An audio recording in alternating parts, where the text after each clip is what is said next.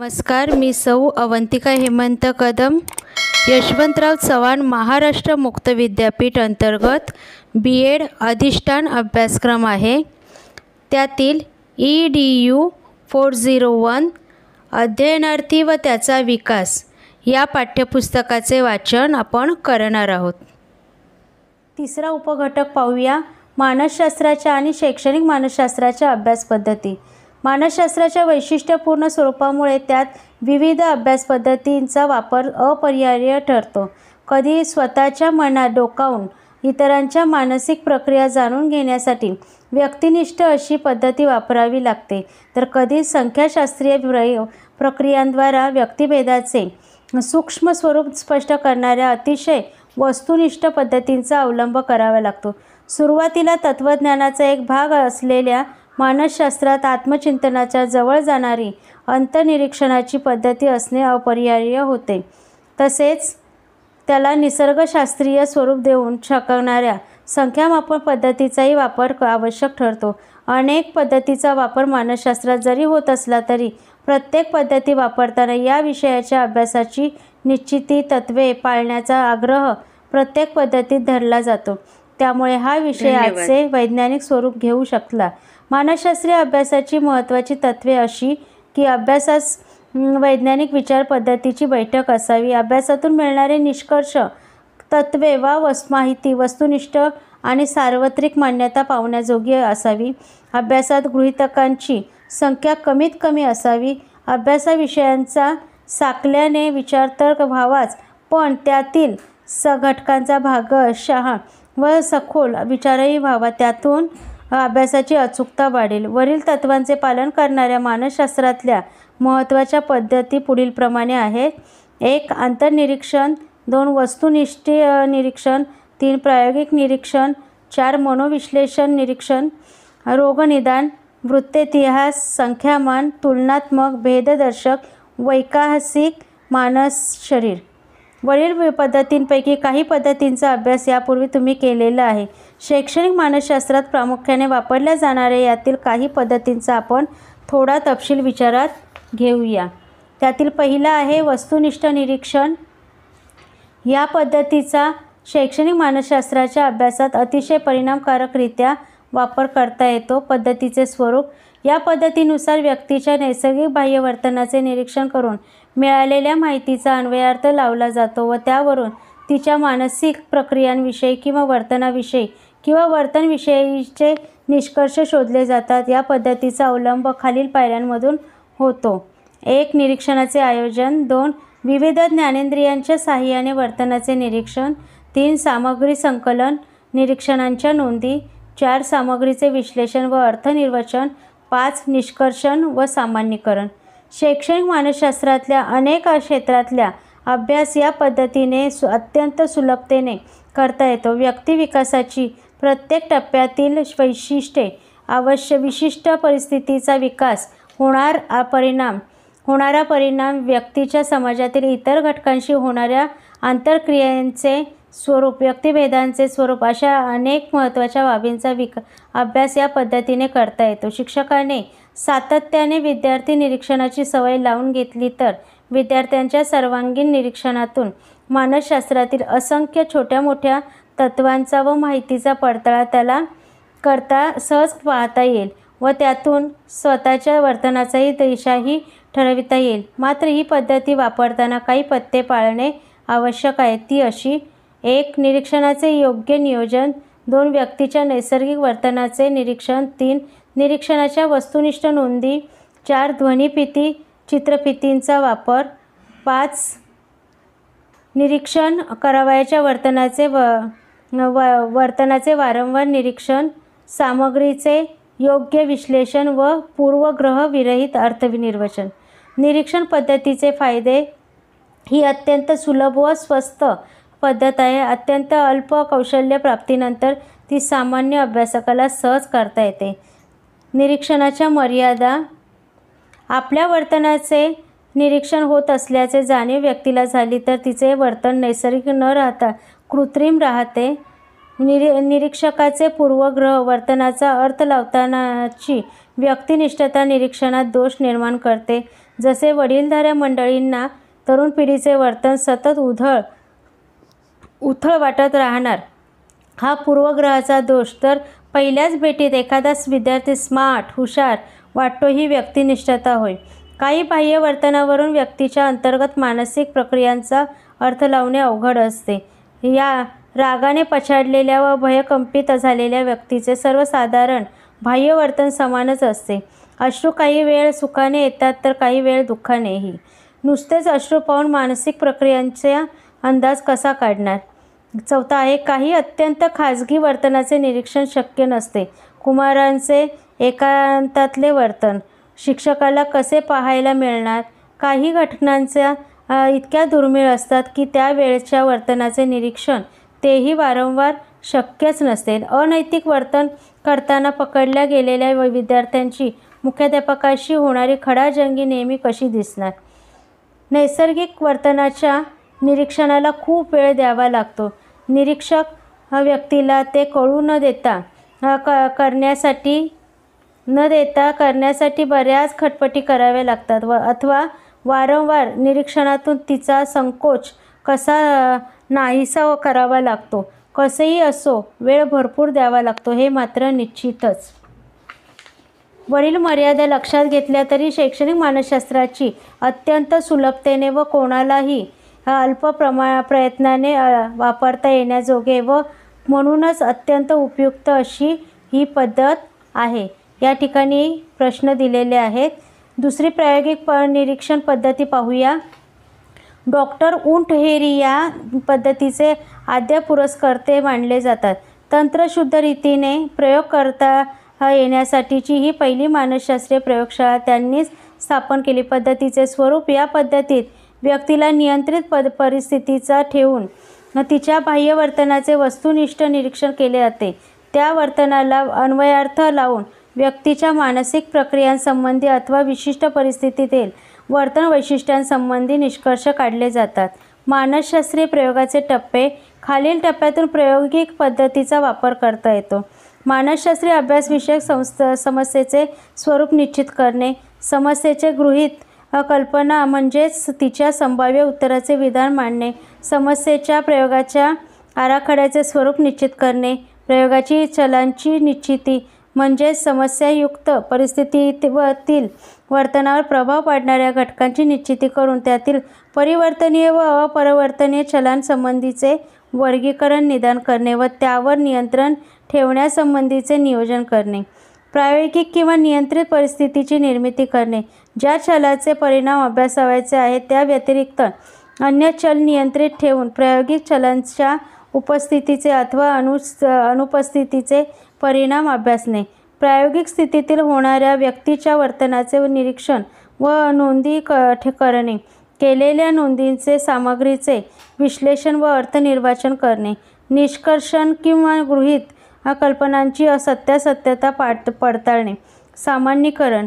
शैक्षणिक मानसशास्त्रात या पद्धतीचा काही काळ वापर करून अभ्यास करणे शक्य होते. वारंवार खोटी गोष्ट प्रतिष्ठित व्यक्तींनी सांगितली तर ऐकणाऱ्याला ती पटते. अवधानाच्या विभाजनामुळे मानसिक कार्याची कार्यक्षमता घटते. अवबोधन प्रथमतः साकल्यानेच होते अथवा आधीच्या अध्ययनाचा तत्सम नव्या अध्ययनाला फायदा होतो.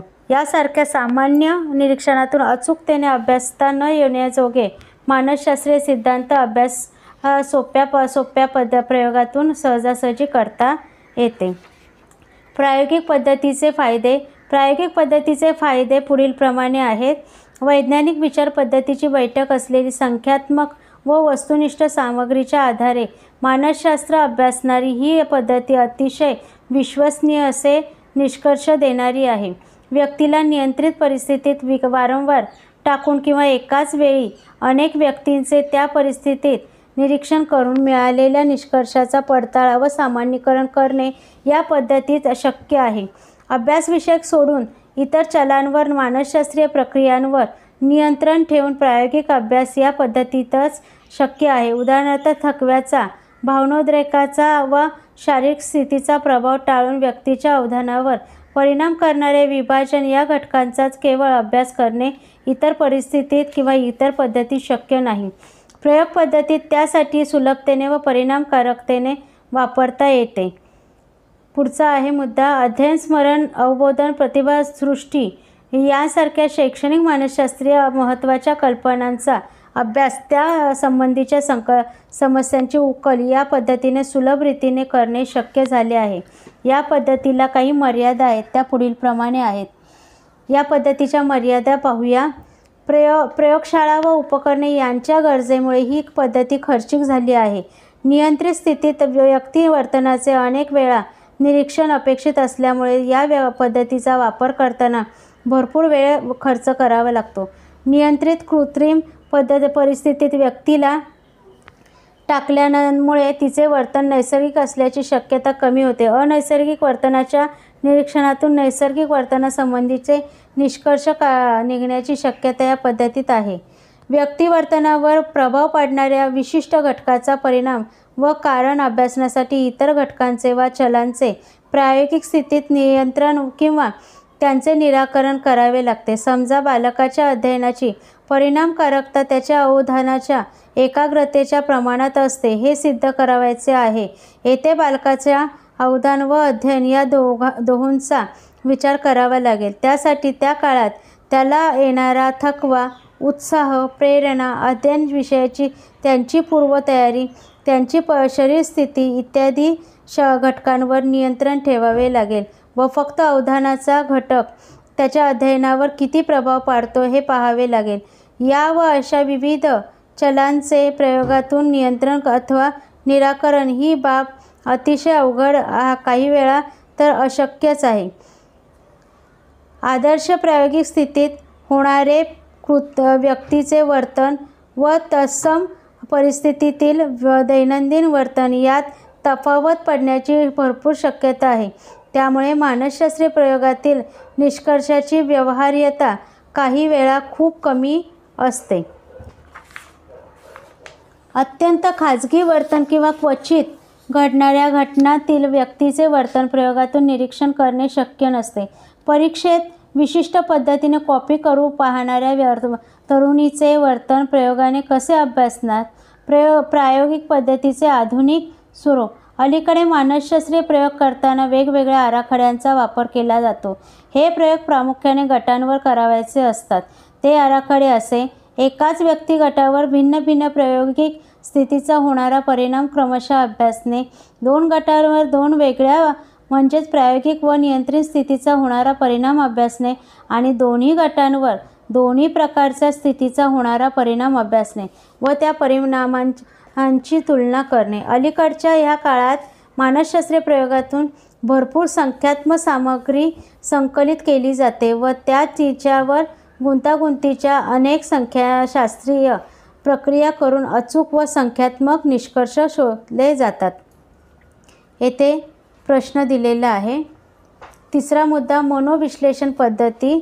जन्मापासून व्यक्तीला मिळालेल्या अनुभूती त्याच्या बोध व अबोधाच्या अवस्थेत जडणघडण करीत असतात. या अनुभूतीचे ठसे व व्यक्तीच्या अतृप्त आशा आकांक्षा अबोधात साठविल्या जातात. व्यक्तीच्या वर्तमानकालीन वर्तनावर अवबोधातील अवस्थेतील या भांडाराचा फार मोठा परिणाम व प्रभाव होत असतो.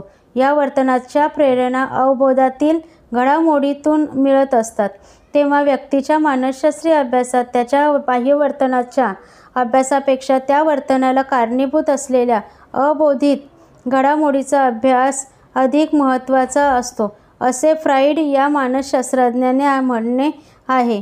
वेगवेगळ्या विकृत किंवा अपसामान्य वर्तनात परिणाम होणाऱ्या मज्जा व मनोविकृतीचा अभ्यास करीत असताना फ्राईडला या अबोध प्रेरणांचे महत्त्व लक्षात आले व त्यातून मनोविश्लेषणाची कल्पना व पद्धती जन्माला आली. मनोविश्लेषण पद्धतीचे स्वरूप. ही पद्धती ही शास्त्रीय विचार पद्धतीच्या आधारे विकसित झालेली आहे.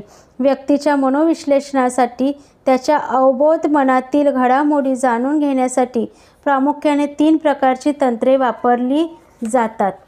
एक मुक्त साहचर्य, शब्द साहचर्य आणि स्वप्न विश्लेषण. मुक्त साहचर्य यामध्ये व्यक्तीला मुक्तपणे आपल्या मनातील विचार किंवा कल्पना सांगण्यासाठी प्रवृत्त केले जाते व मिळालेल्या माहितीची नोंद घेतली जाते.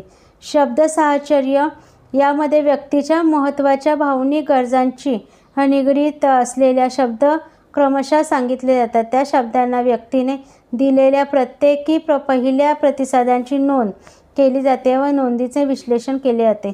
स्वप्न विश्लेषण व्यक्तीला पडलेल्या स्वप्नांची माहिती विचारली जाते व त्यातील आशयाचे विश्लेषण करून मनोविश्लेषण करता येते. ही पद्धती खालील टप्प्यांमधून वापरली जाते. अपसामान्य व्यक्तींची निवड झाल्यावर व्यक्ती व अभ्यासक यांच्या प्रथम विश्वासाचे व सौहार्दाचे नाते निर्माण केले जाते. अभ्यासकाला व व्यक्तीला योग्य वाटेल त्या तंत्राचा वापर करून व्यक्तीच्या प्रतिसादातून माहिती मिळवली जाते व नोंदवली जाते. प्रतिसादांचे माहितीचे विश्लेषण करून त्यांचे अर्थनिर्वाचन केले जाते. विचारपूर्वक निष्कर्ष काढले जाऊन व्यक्तीच्या विशिष्ट वर्तनाचे निदान होते. मनोविश्लेषणाचे फायदे. या पद्धतीचे फायदे पुढीलप्रमाणे आहेत. हे विकृत किंवा असामान्य वर्तन करणाऱ्या व्यक्तीच्या विकृतीचे निदान केले जाते किंवा कारण शोधले जाते. त्यावरून त्यासाठी उपचारांची दिशाही सुचविता येते. काही वेळा तर उपचारांची गरज भासत नाही. केवळ प्रतिसाद देण्यातूनच व्यक्तीची विकृती जाते. दुसरा आहे व्यक्तिमत्वाच्या जडणघडणीची कल्पना. या पद्धतीतून मानसशास्त्राला मिळालेली आहे. व्यक्तीच्या जीवनातील प्रत्येक घटनेचे तिच्यात भावी जीवनातले महत्त्व या पद्धतीमुळे लक्षात आले आहे. मनोविकृतीच्या महत्त्वाच्या कारणांचा शोधही या पद्धतीने लागू शकला आहे. शैक्षणिक मानसशास्त्रीय दृष्ट्या या पद्धतीचे खास फायदे असे. 1. व्यक्तीच्या शैशव व बाल्य या अवस्थेतील अनुभवांचे जीवनातील महत्त्व या पद्धतीने शिक्षकाच्या लक्षात आणून दिले. त्या काळातील शिक्षण देताना हे लक्षात घेऊन व्यक्तिमत्वाचा योग्य जडणघडणीस शिक्षक सहाय्य करू शकतो. 2. शिक्षणातील व्यक्तिमत्व विकासाच्या ध्येयाचे महत्त्व, ते गाठण्यासाठीचे मार्ग व त्यातील संभाव्य अडचणी तसेच त्या दूर करण्याचे मार्गही शिक्षकाला या पद्धतीमुळे सहज सापडू शकतात. 3. शालेय शिस्तीचा अतिरेक, विशिष्ट प्रकारच्या शिक्षा टाळण्याचे महत्त्व कळते. 4. शालेय उपक्रमात विविधता ठेवून विद्यार्थ्यांच्या सहज प्रवृत्त वर्तनाला व विकासाला वाव ठेवण्याचे महत्त्वही याच पद्धतीने शिक्षकाच्या लक्षात येऊ शकते. मनोविश्लेषण पद्धतीच्या मर्यादा. या पद्धतीला असलेल्या मर्यादा पुढीलप्रमाणे आहेत. मनोविश्लेषणासाठी अभ्यासकाला भरपूर वेळ द्यावा लागतो. या पद्धतीची व तिच्यासाठी वापरावयाची तंत्रांची व योग्य व पुरेशी माहिती असल्याशिवाय या पद्धतींचा परिणामकारक वापर करणे शक्य नसते. मिळालेल्या माहितीचे प्रतिसादाचे विश्लेषण करणे सोपे नाही. याचा अन्वयार्थ लावून निष्कर्ष काढणे किंवा शोधणे तर जास्तच अवघड आहे. अनुभवी व जाणकार अभ्यासक या पद्धतींचा वापर करू शकतो. एवढेच नव्हे तर एवढेही करून विकृतीचे अचूक निदान होईलच असे नाही. वरील अनेक कारणांनी अभ्यासात व्यक्तिनिष्ठता येण्याची शक्यता असते. वैज्ञानिक विचार पद्धतीचा काटेकोर वापर या पद्धतीत अवघड आहे. गृहीत कल्पना मांडणे काही वेळा अशक्यच असते. मिळालेली माहिती बहुधा वर्णनात्मकच असते. शिवाय काढलेल्या निष्कर्षाचा पडताळा पाहणे हेही दरवेळी शक्य नसते. तीव्र मनोवृत्तीचा अभ्यास करण्यासाठी या पद्धतीचा उपयोग होऊ शकत नाही. सौम्य विकृतीचा अभ्यास मात्र बऱ्याच सुलभतेने करता येतो. या ठिकाणी प्रश्न दिलेले आहे. 4 आहे रोगनिदान पद्धती. या पद्धतीचा उगम वैद्यकशास्त्रात असला तरी मानसशास्त्रात व शैक्षणिक मानसशास्त्रातही तिचा वापर काही वेळा उपकारक ठरतो. मज्जा व मनोवृत्ती विकृती यांना बळी पडलेल्या विद्यार्थ्यांचा अभ्यास शिक्षक किंवा तज्ज्ञ ही पद्धती वापरून करू शकतो. हुशार असूनही वैफल्यग्रस्त विद्यार्थी, मनोदुर्बल असलेला पण विकृत वर्तन करणारा विद्यार्थी, सामान्य वाटणारा पण छोटे मोठे गुन्हे करणारा विद्यार्थी अशांचा सखोल अभ्यास या पद्धतीने करून त्यांच्या या मानस रोगावर उपाय शोधणे शक्य होते. विकृतीचे कारण शारीरिक अथवा परिस्थितीजन्य विकास घटकांमध्ये दडलेला असतो. ते शोधून उपचारांची दिशा ठरविण्यासाठी ही पद्धती उपयुक्त ठरते. रोगनिदान पद्धती स्वरूप ही पद्धत खालील टप्प्यांमधून वापरली जाते. मनोरुग्ण व समस्याग्रस्त बालकांची अभ्यासासाठी निवड. समस्येच्या क्षेत्राची व स्वरूपाची निश्चिती. निवडलेल्या बालकाच्या समस्येचे अपसामान्य वर्तनाचे क्षेत्र सर्वसामान्य निरीक्षणातून शोधले जाते व त्या क्षेत्रातील त्यांच्या विकृतीचे वर्तनाचे नेमके स्वरूप अभ्यासले जाते. जसे शिक्षकांशी मवाळपणे वर्तन करणारा एखादा विद्यार्थी त्याच्या अनुपस्थितीतील वर्गातल्या अशक्त व लहान मुलांना मारझोड करतो, त्याची वह्या-पुस्तके फाडून त्यांना छळतो, एखादा विद्यार्थी घरात गेल्यापासून तासनतास कोपऱ्यात भित्र्या सशासारखा काही न करता बसून राहतो, या मुलांची विकृती क्षेत्राची व विकृतीच्या स्वरूपाची माहिती निरीक्षणातून सहज मिळते. विविध तंत्रांचा वापर करून या बालकांची समग्र माहिती संकलित करणे.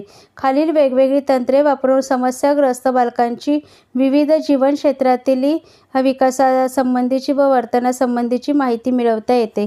ही तंत्रे अशी की वैद्यकीय तपासणी. या तपासणीतून बालकाच्या पूर्ण शारीरिक स्थितीची, उणीवांची व व्यंगांची माहिती मिळविली जाते. त्याला पूर्वी झालेले रोग, त्यावर केलेले औषध योजना, त्यांचे रक्त इत्यादी पॅथॉलॉजिकल तपासणी यात केली जाते.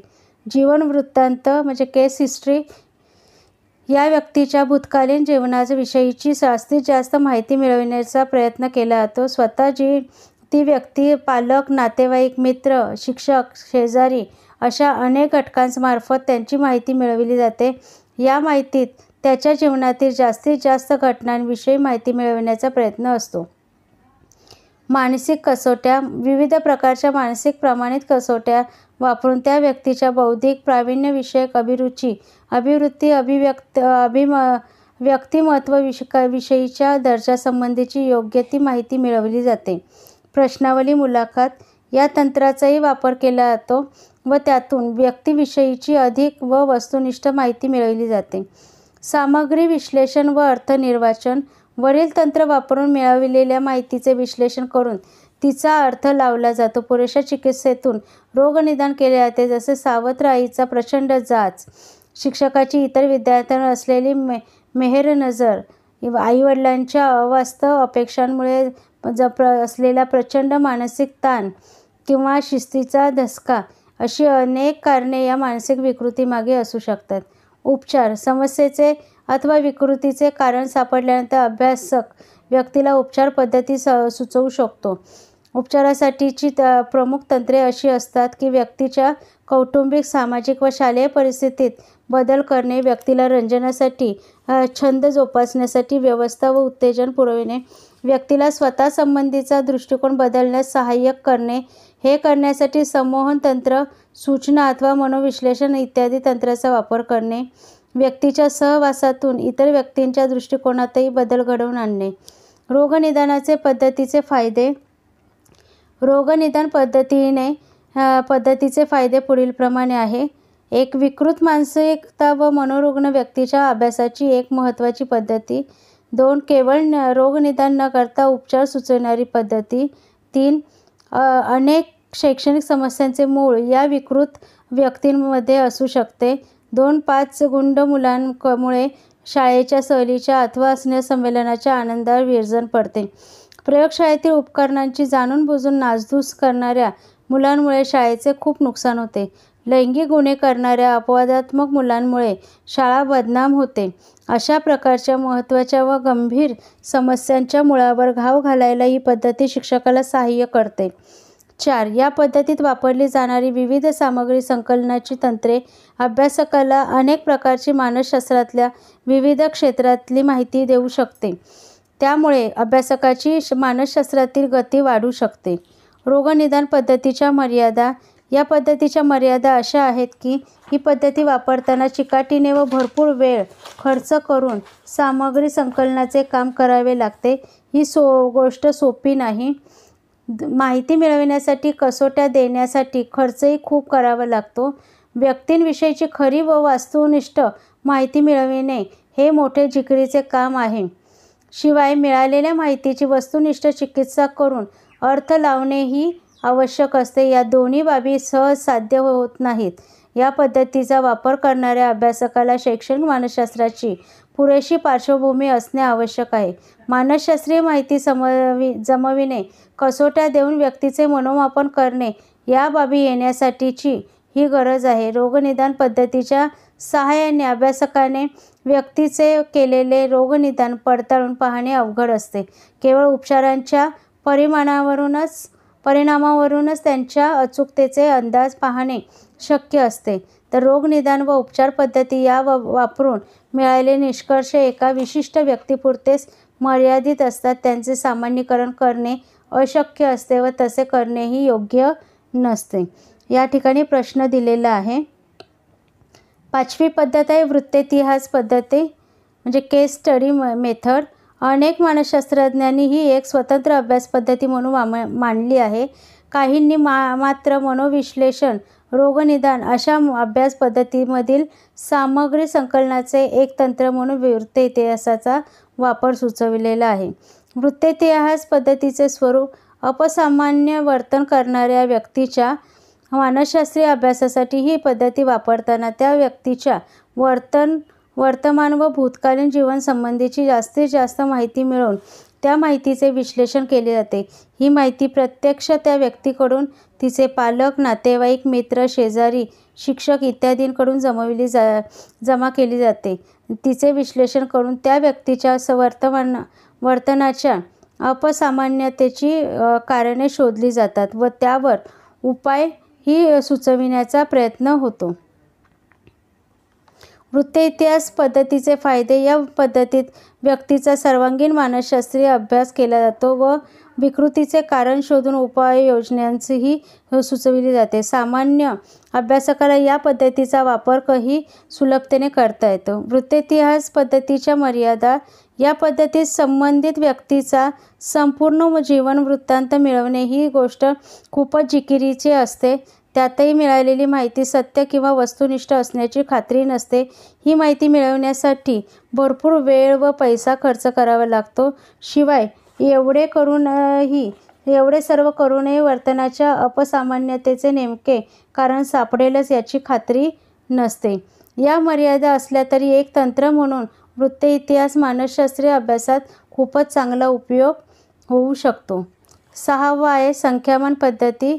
संख्यामान पद्धती संख्याशास्त्रीय सामग्रीवर प्रक्रिया करून शैक्षणिक मानसशास्त्रातील अनेक घटनांचा अभ्यास करणे शक्य होते. शाळेतल्या वर्गातील मुलांचे बौद्धिक वितरण कोणत्या प्रकारचे आहे किंवा विद्यार्थ्यांच्या कोणत्या विषयातील प्रावीण्यामध्ये संबंध असू शकतो हे या पद्धतीने कळू शकते. स्मरणाची कोणती पद्धत जास्त प्रभावी आहे किंवा विस्मरणाची नेमकी गती काय असते याचाही छडा संख्यामान पद्धतीमध्ये सहज लावता येतो. या पद्धतीत व्यक्तीविषयी किंवा गटाविषयी संख्यात्मक माहिती प्रयोगातून, निरीक्षणातून अथवा प्रत्यक्ष आधीच्या नोंदीतून मिळवली जाते. केंद्रीय प्रवृत्ती, विचलनशीलत्व, सहसंबंध, निर्देशनात्मक इत्यादींचे मापन विविध संख्याशास्त्रीय प्रक्रिया करून केले जाते व त्याचा अर्थ लावून गटासंबंधी व व्यक्तीसंबंधीचे मानसशास्त्रीय निष्कर्ष शोधले जातात. संख्याशास्त्रीय पद्धतीमुळे मिळालेले निष्कर्ष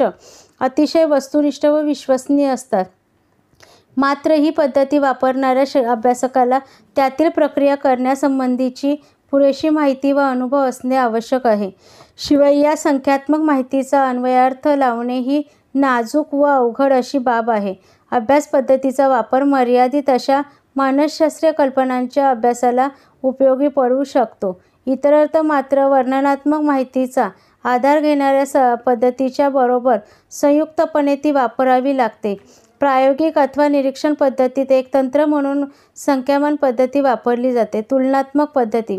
मानवी मानसशास्त्रीय अभ्यासासाठी अनेक वेळा प्राण्यांच्या वर्तनाचा अभ्यास केला जातो. माणसाच्या अध्ययन प्रक्रियेचे स्वरूप जाणून घेण्यासाठी मांजर, कुत्रा, उंदीर अथवा कबुतरे अशा प्राण्यांचा अध्ययन वर्तनाचा अनेक शास्त्रज्ञांनी अभ्यास केलेला आहे.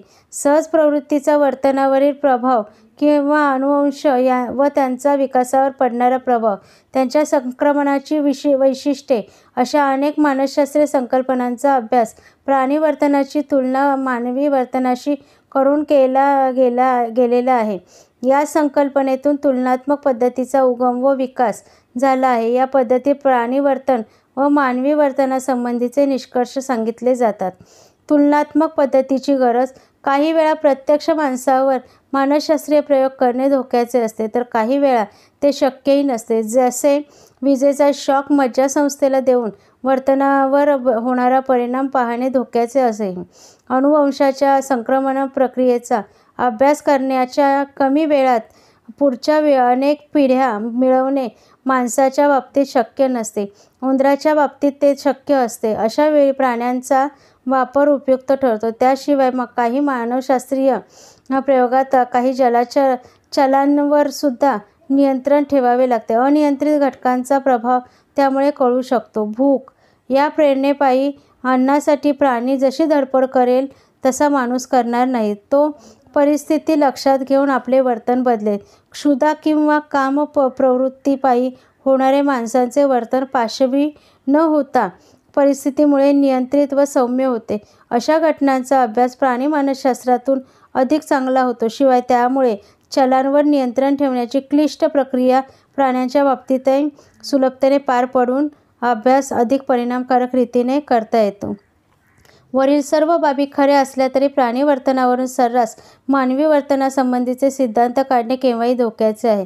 प्राण्यांपेक्षा प्रगत व गुंतागुंतीची अशी शरीर व प्रामुख्याने मज्जासंस्थेची रचना, त्यामुळे उच्च असलेला बौद्धिक दर्जा आणि जगण्यासाठीची क्लिष्ट सामाजिक परिस्थिती हे सर्व लक्षात घेता मानवी वर्तनाची विविधता प्राणी वर्तनावरून अभ्यासने काही वेळा दिशाभूल करणारे ठरू शकते. तरीही मानसशास्त्रज्ञांनी या पद्धतीचा बऱ्याच यशस्वी रीतीने वापर करून मानसशास्त्रात भरपूर माहितीची भर टाकली आहे. शैक्षणिक मानसशास्त्रातील अत्यंत महत्त्वाची अध्ययन प्रक्रिया प्राणीवर्तनाचे निरीक्षण करून अभ्यासली गेलेली आहे. चिंपांझी, कुत्रा, मांजर इत्यादींच्या अध्ययनात्मक वर्तनावरून प्रयत्न, प्रमाद व अभिसंधान यासारख्या अध्ययन उपपत्ती शास्त्रज्ञांनी मांडल्या आहेत. तुलनात्मक पद्धती आजही मानसशास्त्रातील अनेक संकल्पनांचा अभ्यास करण्यासाठी वापरली जाते. या ठिकाणी प्रश्न दिलेला आहे. 8वा घटक आहे भेददर्शक पद्धती. मानसशास्त्रातील व्यक्तिभेदांच्या तत्वावर आधारलेली ही अभ्यास पद्धती आहे. व्यक्तिभेदांची कारणे, स्वरूप व व्यक्तिवर्तनावर त्यांचे होणारे परिणाम या तिन्ही अंगांचा मानसशास्त्रीय विचार या पद्धतीद्वारे केला जातो किंवा ही पद्धती या तिन्ही अंगांवर प्रकाश टाकते असेही म्हणता येईल. जातीसापेक्ष साम्य जरी सर्व माणसांमध्ये असले तरी व्यक्तींमध्ये अनेक प्रकारचे भेद असतात. शारीरिक, मानसिक, भावनिक व सामाजिक ही व्यक्तिभेदांची महत्त्वाची क्षेत्रे आहेत. अनुवंश व परिस्थिती ही व्यक्तिभेदांची महत्त्वाची कारणे आहेत. विशिष्ट अनुवंश घेऊन व्यक्ती जन्माला येते व विशिष्ट परिस्थितीत विकसित होते. परिस्थितीचेही प्रकार आहेत. जन्मपूर्व, कौटुंबिक, सामाजिक, भौगोलिक अथवा सांस्कृतिक अशी ती वेगवेगळ्या प्रकारची असू शकते. कोणती परिस्थिती किती प्रमाणात व्यक्ती विकासावर परिणाम करते यासंबंधीचे अनेक अभ्यास भेददर्शक पद्धती म्हणून वापरून मानसशास्त्रात केले गेले आहे. कधी अनुवंश नियंत्रित करून परिस्थितीचा प्रभाव अभ्यासणे, तर कधी परिस्थिती नियंत्रित करून व्यक्ती विकासातला अनुवंशाचा प्रभाव पाहणे भेददर्शक पद्धतीने शक्य होते. मानसशास्त्रीय कसोट्यांच्या क्षेत्रात झालेल्या प्रचंड प्रगतीमुळे व्यक्तिभेदांचे म्हणजेच विकासाच्या विशिष्ट टप्प्याचे अचूक मापन करणे शक्य झाले आहे. त्यामुळे पद्धतीत आज बरीच सुसूत्रता व वस्तुनिष्ठता आलेली आहे. त्यात संख्याशास्त्रीय प्रक्रियांची ही मदत आज होत असल्याने या सर्व अभ्यासात अचूकता व विश्वसनीयताही भरपूर येऊ शकते.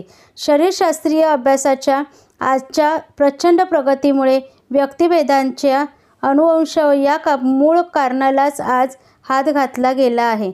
जन्यूचा सखोल अभ्यास आज करता येत असल्याने अनुवंशाचे कोडे पूर्ण उलगडलेले असून माणसाने मनात आणले तर अनुवंशाच्या संक्रमणावरही त्याला नियंत्रण ठेवता येत नाही किंवा पाहिजे त्या अनुवंशाचे आरोपण व्यक्तीत करणे शक्य झालेले आहे. व्यक्तिभेदांचे तत्त्व शैक्षणिक मानसशास्त्रामुळे आलेले अत्यंत महत्त्वाचे तत्त्व आहे. प्रत्येक विद्यार्थी किंवा बालक ही निसर्गाची अद्वितीय निर्मिती आहे. हे शिक्षकाला व पालकांनाही आता उमजू लागले आहे. त्यामुळे त्यांच्या विकासाची पर्यायाने शिक्षणाची स्वतःची अशी एक विशिष्ट दिशा असणार, ती लक्षात घेऊन त्याला मार्गदर्शन करणे आवश्यक आहे. हे आजच्या शिक्षक मानसशास्त्रातून सहज जाणून घेऊ शकतो. या पद्धतीतून त्याला ह्या तत्त्वाचा पडताळाही सुलभतेने पाहता येऊ शकतो. मनोमापनशास्त्र, शैक्षणिक व व्यावसायिक मार्गदर्शन या शास्त्रांचा विकास व्हायला या पद्धतीनेच सहाय्य केले गेले आहे. भेददर्शक पद्धतीचा वापर करताना काही अडचणी येण्याची मात्र शक्यता आहे. व्यक्तिभेद मापनासाठी कसोट्या हाताळणे ही सोपी गोष्ट नाही. अनुवंश व परिस्थिती यापैकी एकावर नियंत्रण ठेवून दुसऱ्या घटकाचा व्यक्तिविकासावर प्रभाव तपासणे ही गोष्ट अतिशय अवघड आहे, पण धोक्याची सुद्धा आहे. तसेच व्यक्तिभेदाच्या तत्त्वाचा आदर करण्याच्या अतिरेकी आग्रहामुळे शिक्षणातील एकात्मता, शिस्त, सहकार्य व समानता या महत्त्वाच्या मूल्यांनाही धक्का पोचण्याची शक्यता आहे. म्हणूनच या पद्धतीतून मिळालेल्या माहितीचा वापर सावधपणे करणे आवश्यक आहे, असे शैक्षणिक मानसशास्त्र सांगते. या ठिकाणी एक प्रश्न दिलेला आहे. 9वा घटक वैकासिक पद्धती. यामध्ये व्यक्तीच्या विकासाबरोबरच तिच्या वर्तनाचे स्वरूप बदलते. म्हणून मानसशास्त्रीय अभ्यासात व्यक्तीच्या विकास प्रक्रियेचा अभ्यास महत्त्वाचा मानला आहे. व्यक्तिविकास अभ्यासणारी पद्धती म्हणजे वैकासिक पद्धती, ज्याला डेव्हलपमेंटल मेथड असे म्हणतात. वैकासिक पद्धती स्वरूप. या पद्धतीत निरीक्षणाच्या माध्यमातून व्यक्तीच्या विकासाच्या वेगवेगळ्या टप्प्यांच्या वर्तन वैशिष्ट्यांची माहिती मिळवली जाते.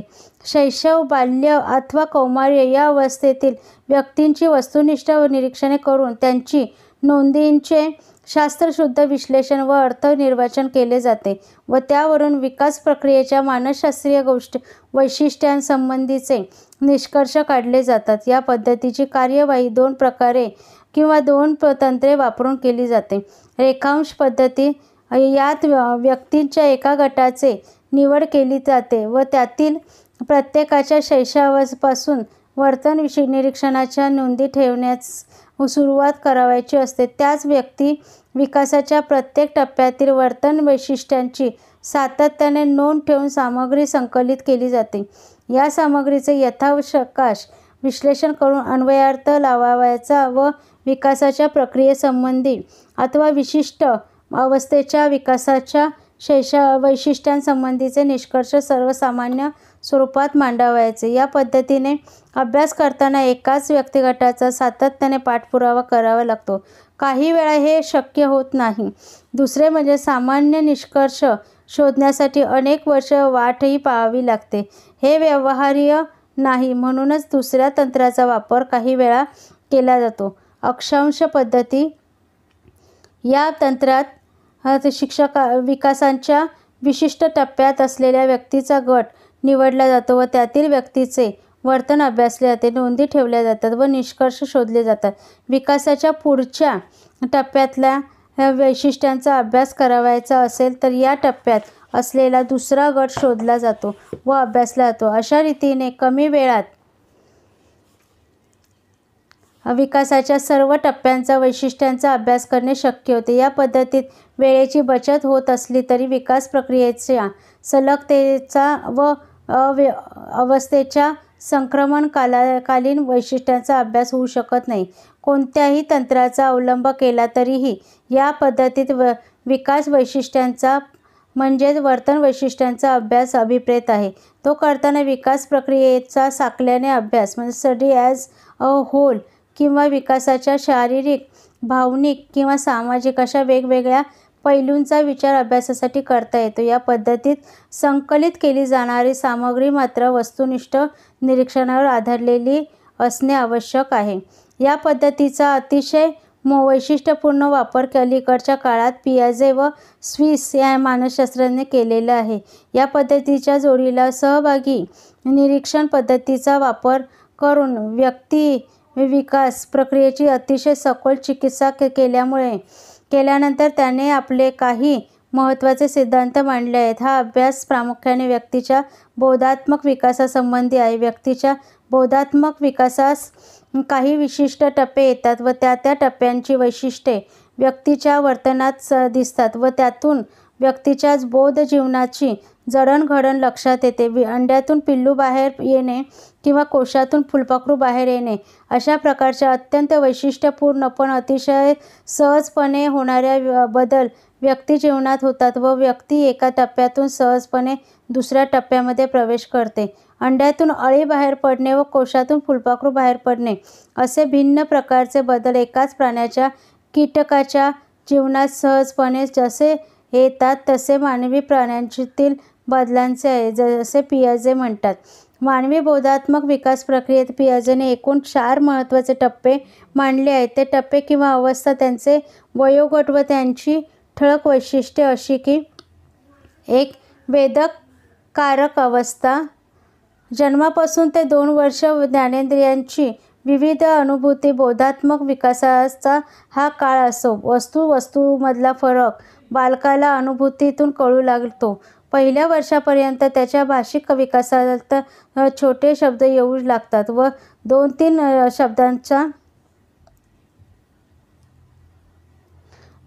शब्दांच्या वाक्यांच्या अभ्यास माध्यमातून मूल प्रतिसाद देऊ लागते. पण मुख्यत्वे शारीरिक कृतीतून परिस्थितीला मूल प्रतिसाद देत असते. विविध प्रकारच्या वेदककारक अनुभूती हाच बोधात्मक विकासाचा मुख्य पाया असतो. दुसरा आहे पूर्वाकृती अवस्था. यामध्ये 2 ते 6 वर्ष व या अवस्थेतील बोध जीवनाचा विकास कृतीतूनच होत असतो.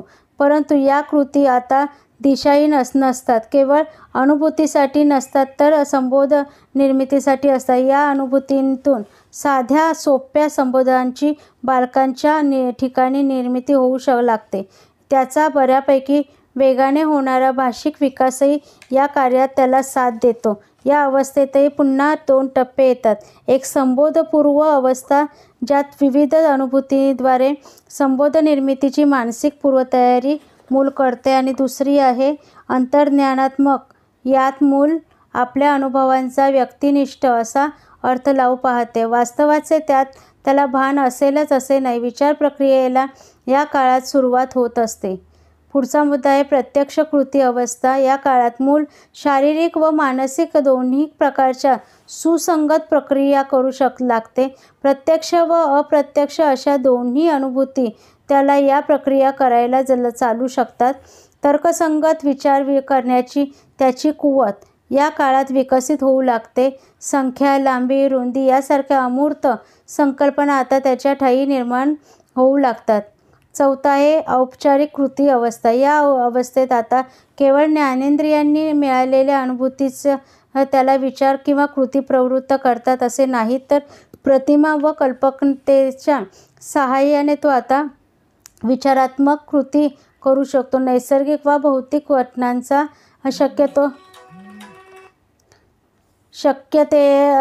शक्यतेचा विचार तो या काळातच करू लागतो.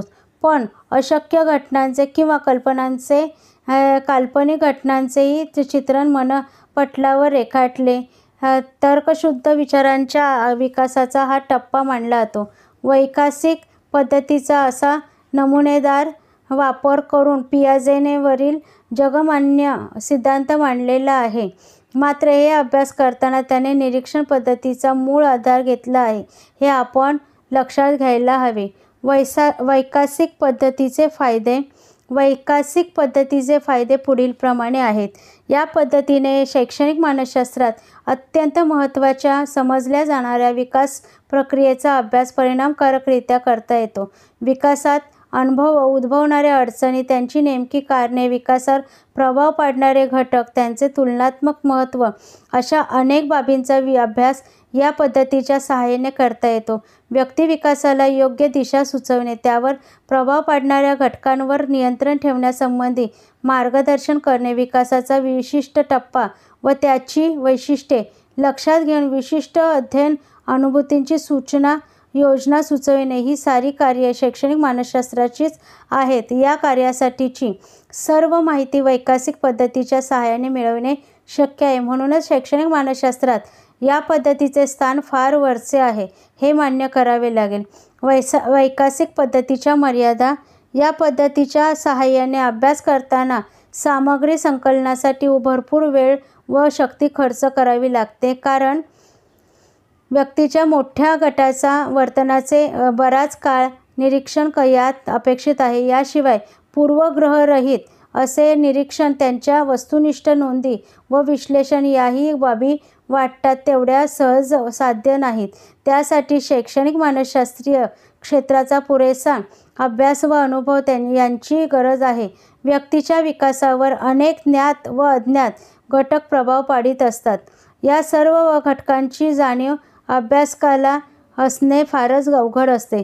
तरीही ते मोठ्या नमुना गटाचे तपशीलवार व वस्तुनिष्ठ निरीक्षण करून विकास प्रक्रियेचा अभ्यास उत्साही अभ्यासक या पद्धतीने करू शकतो. हा अभ्यासक शिक्षक नसेल तर त्याला आपल्या या अभ्यासाचे दैनंदिन कार्यात उपयोजन करून ते कार्य अधिक परिणामकारक करणे शक्य होते. या ठिकाणी एक प्रश्न दिलेला आहे आणि 10वी आणि शेवटची पद्धती आहे ती म्हणजे मानसशारीर पद्धती म्हणजे सायकोलॉजिकल मेथड.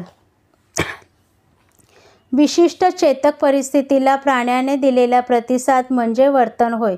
तेव्हा वर्तनाचा अभ्यास करणारे मानसशास्त्र या चेतक प्रतिसादाच्या जोडीचाच अभ्यास करणारे शास्त्र आहे असे मानसशास्त्राचा एक मोठा गट मानतो. हा अभ्यास या संकल्पनेतून करताना चेतक स्वीकारणाऱ्या ज्ञानेंद्रियांचा व त्याला प्रतिसाद देणाऱ्या कारकेंद्रियांचा या ग्रंथींचा विचार करणे अपरिहार्य ठरते. बहुसंख्य प्रतिसाद कारकेंद्रियांच्या साहाय्याने दिले जातात.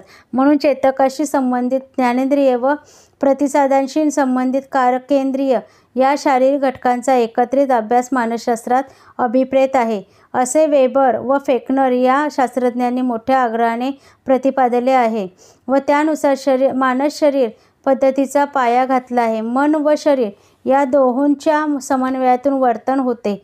म्हणून या दोहोंचा एकत्रित अभ्यास मनोशारीरिक पद्धतीने करणे आवश्यक आहे असे त्यांचे म्हणणे आहे. मानसशास्त्राच्या ज्ञानप्राप्तीचे एक मोठे महत्त्वाचे साधन मानले जाते.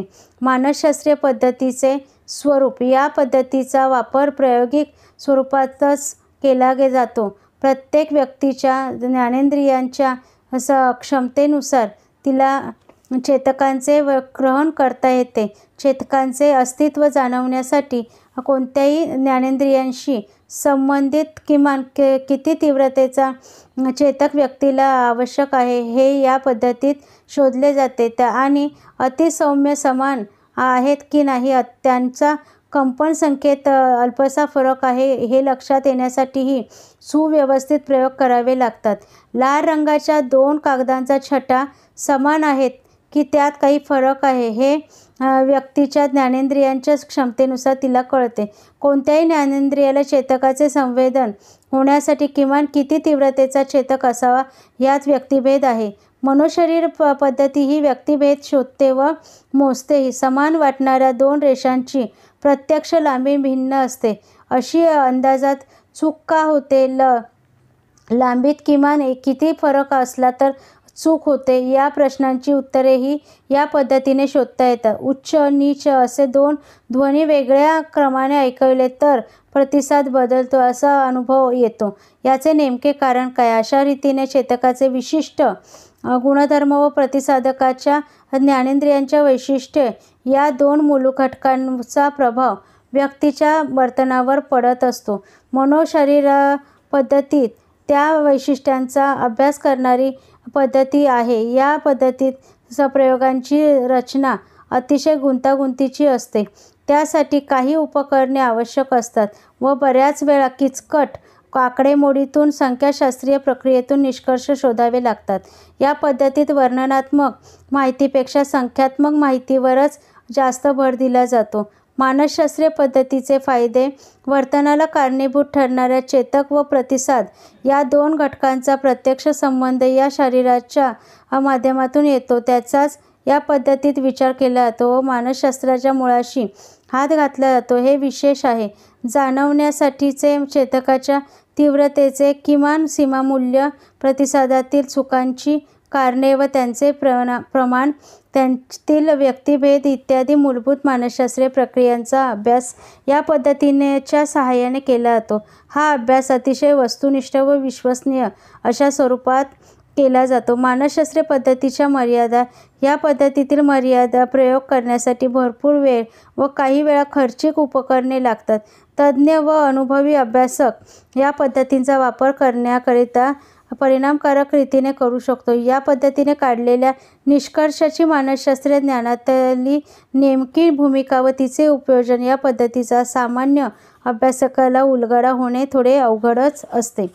वरील सर्व मानसशास्त्रीय अभ्यास पद्धतीचा साकल्याने विचार करता खालील काही गोष्टी किंवा बाबी आपल्या लक्षात येतात. बहुतेक सर्वच पद्धतींनी गृहीत कल्पना, सामग्री संकलन, तिचे विश्लेषण, निष्कर्षण व सामान्यीकरण या टप्प्यावर आधारलेले वैज्ञानिक विचार पद्धतीचे बैठक स्वीकारलेली आहे. प्रत्येक पद्धतीत वस्तुनिष्ठ व संख्यात्मक सामग्रीचा आग्रह धरलेला आहे.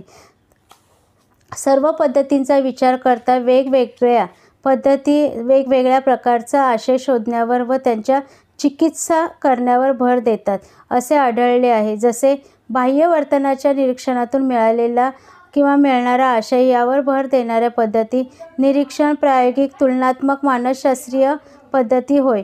व्यक्तिविकासात्मक प्रक्रियेसंबंधीचा आशय यावर भर देणारी पद्धती वैकासिक भेददर्शक, संख्यात्मक माहितीवर भर देणारा आशय यावर भर देणारी पद्धती शारीरिक भेददर्शक संख्यामान.